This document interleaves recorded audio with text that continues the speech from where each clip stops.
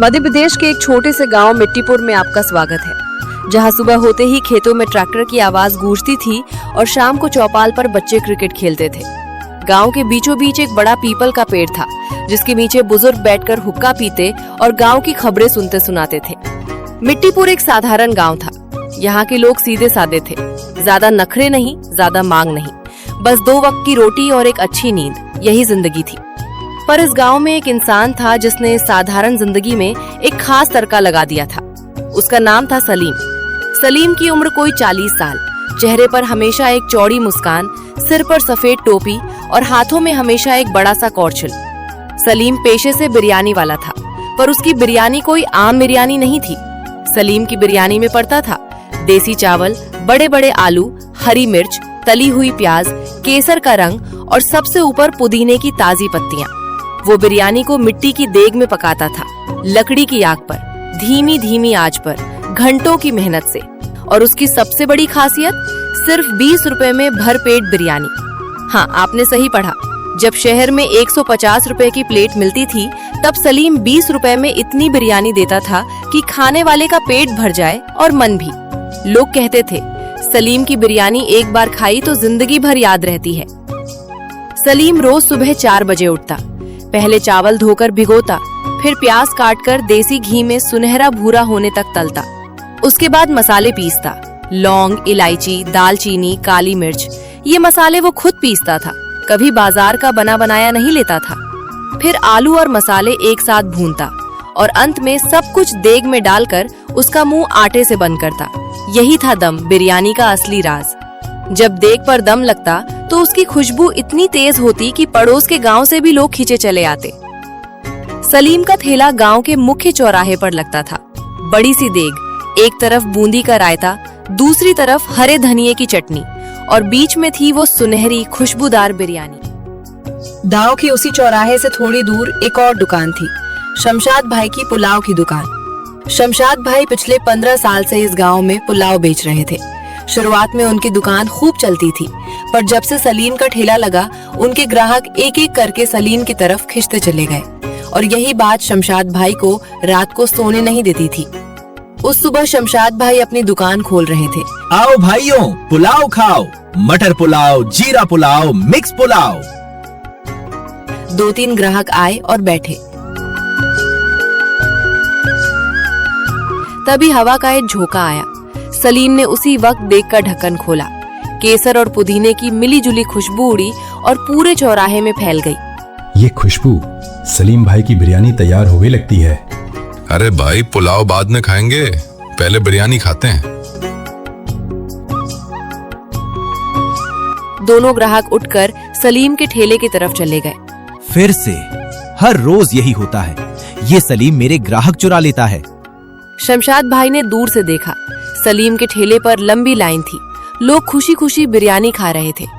20 रुपए में बिरयानी देता है ये, मैं 30 रुपए में पुलाव देता हूँ, पर स्वाद में ये मुझसे बहुत आगे है, कुछ करना होगा। सलीम के घर में उसकी पत्नी रुकैया और 2 बच्चे थे, बड़ा बेटा इमरान और छोटी बेटी नाजिया। रुकैया रोज सुबह सलीम के साथ उठती, मसाले पीसने में मदद करती, प्याज काटती, आटा गूंथती, दोनों मिलकर काम करते, एक टीम की तरह।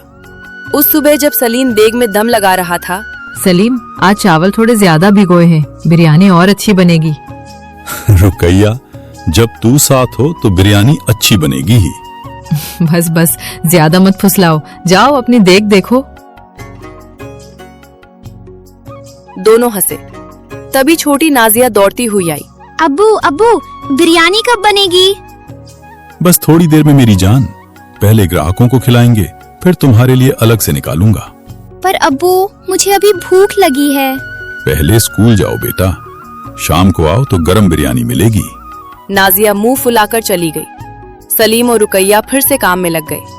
यही था सलीम का असली राज, मेहनत, प्यार और पूरे दिल से बनाई बिरयानी। सुबह 10 बजे सलीम का ठेला चौराहे पर लग गया। देग में से भाप उठ रही थी, केसर का सुनहरा रंग चावलों पर बिखरा था, पुदीने की हरी पत्तियां ऊपर से सजी थीं, रायते में बूंदी तैरती थी।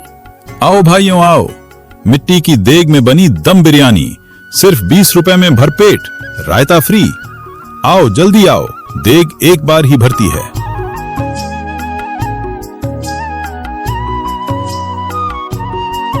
लोग दौड़े चले आए। सलीम भाई जल्दी लगाओ, आज खेत में ज्यादा काम है। मुझे ज्यादा आलू देना सलीम भाई, आलू बहुत अच्छे बनाते हो। भाई आज पत्नी के लिए भी पैक करके दे दो, ले जाऊंगा, उसे बहुत पसंद है। सलीम हंसते हंसते सबको परोसता रहा, एक एक प्लेट में बिरयानी, रायता और हरी चटनी। तभी गांव का सबसे बड़ा खाऊ मोतीलाल आया। मोतीलाल के बारे में पूरे गांव में मशहूर था कि वो एक बार में 3-3 प्लेट खाता था। सलीम भाई आज तो 2 प्लेट दो, बहुत भूख लगी है। मोतीलाल भाई, एक प्लेट में पेट भर जाता है, पर तुम्हारे लिए ज्यादा निकालता हूँ। नहीं भाई 2 प्लेट तो चाहिए, 40 रुपए लो। सलीम ने हंसते हुए 2 प्लेट लगाई। मोतीलाल बैठकर इतने मन से खाने लगा जैसे कोई और काम ही नहीं है जिंदगी में। तभी बुजुर्ग रहमत चाचा आए। बेटा सलीम, तुम्हारी बिरयानी खाकर मुझे अपनी अम्मी की याद आ जाती है। वो भी ऐसे ही दम बिरयानी बनाती थी। सलीम की आंखें भर आईं। चाचा, आपके लिए आज कुछ नहीं लूंगा, आशीर्वाद दो बस। जीते रहो बेटा, भगवान तुम्हें हमेशा खुश रखे। आसपास खड़े लोगों की आंखें भी भर आईं। उसी दोपहर शमशाद भाई ने गांव के एक आवारा लड़के लल्लू को बुलाया। लल्लू गांव का सबसे बड़ा मक्कार लड़का था। दिन भर इधर उधर घूमता और जहां मौका मिले वहां से कुछ न कुछ उड़ा लेता। लल्लू एक काम करेगा? क्या काम भाई? आज रात सलीम के ठेले पर जाना, उसकी देग में जो मसाले रखे हैं उन्हें कहीं छुपा देना और उसके मसाले का डिब्बा भी गायब कर देना। पर ये क्यों भाई? तुझे मतलब नहीं, काम कर, कल सुबह तुझे 200 रुपए मिलेंगे। लल्लू की आंखें चमक उठी। ठीक है भाई, हो जाएगा। उस रात जब सलीम और रुकैया सो गए, लल्लू चुपके से सलीम के ठेले पर पहुंचा। देग ढकी हुई थी, मसालों के डिब्बे एक थैले में रखे थे। लल्लू ने थैला उठाया। 200 रुपए मिलेंगे, बस ये थैला उठाया और काम हो गया। लल्लू ने थैला उठाया और अंधेरे में छुपा दिया। पर जाते जाते उसने एक और काम किया जो शमशाद भाई ने नहीं कहा था।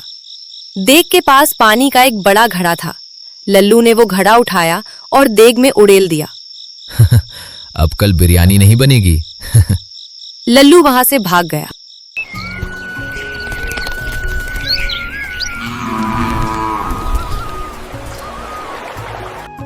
अगली सुबह सलीम 4 बजे उठा। रुकैया ने चाय बनाई। सलीम अपने ठेले की तरफ गया और जो देखा उससे उसके पैरों तले जमीन खिसक गई। देग में पानी भरा था, मसाले गायब थे, बिरयानी बनाने का सारा सामान गायब। अरे ये क्या हुआ? रुकैया भी दौड़ी आई। क्या हुआ क्या हुआ? रुकैया, सारे मसाले गायब हैं, देग में पानी भरा है, किसी ने जानबूझकर किया है। रुकैया का चेहरा उतर गया। अब क्या होगा? आज बिरयानी कैसे बनेगी? ग्राहक आएंगे तो क्या देंगे? रुकैया हिम्मत रख, पहले देखते हैं क्या क्या गया है। सलीम ने पूरा जायजा लिया। मसाले गए थे, देग खराब थी, पर चावल सही था, आलू सही था, प्याज सही था। बाजार खुलने में अभी 2 घंटे हैं, तब तक कुछ नहीं हो सकता, पर आज के ग्राहकों को निराश नहीं करूंगा। पर मसाले कहाँ से लाओगे? पड़ोस में रहमत चाचा हैं, उनके घर में पुराने मसाले होंगे, जाता हूं।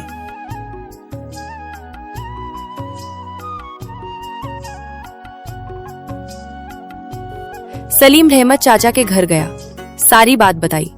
रहमत चाचा ने अपने घर के सारे मसाले निकाल कर दे दिए। बेटा ये मसाले ले जा, और जो भी किया है उसे भगवान देख रहा है। शुक्रिया चाचा, आपकी ये मदद कभी नहीं भूलूंगा। सलीम वापस आया। रुकैया के साथ मिलकर जल्दी जल्दी सारी तैयारी की, देग साफ की, नए मसाले पीसे और बिरयानी चढ़ा दी। सुबह 10 बजे ठेला लग गया। थोड़ी देर हुई थी पर बिरयानी तैयार थी। आओ भाइयों, आज थोड़ी देर हुई पर बिरयानी आ गई, आओ। ग्राहक आए, बिरयानी परोसी गई, लोगों ने खाई। सलीम भाई आज थोड़ा अलग स्वाद है, पर अच्छा है। आज थोड़ा अलग मसाला था भाई, पसंद आया ना? हाँ भाई, बहुत अच्छा है। सलीम ने राहत की सांस ली। पर सलीम के मन में खटका था। उसने गांव के मुखिया रामदयाल जी से बात की। मुखिया जी, किसी ने जानबूझकर मेरे ठेले का सामान गायब किया। मुझे इंसाफ चाहिए। सलीम बेटा, तुमको किसी पर शक है? मुखिया जी, मुझे नहीं पता, पर जो भी किया उसे सबक मिलना चाहिए।